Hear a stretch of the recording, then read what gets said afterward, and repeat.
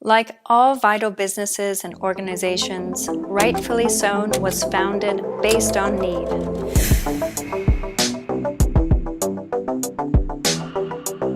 There are women in our community who have barriers to well-paying employment, and there are businesses that cannot scale without skilled seamstresses. Hence, we started a seamstress training program. We partner with social service agencies to identify participants and host a jobs fair at the end of each 8-week class in order to connect graduates to jobs. We boast a 93% graduation rate and 79% employment rate. There are fashion entrepreneurs who want to stay in our community and make a living, but in order to do so, they need access to specialized business acumen, networking opportunities, and critical discourse about industry best practices. We started a fashion designer professional development program that includes annual seminars with industry thought leaders from companies like Carbon 38, Vmora, Marchesa, and more. We offer a YouTube channel that shares fashion entrepreneurship and domestic manufacturing content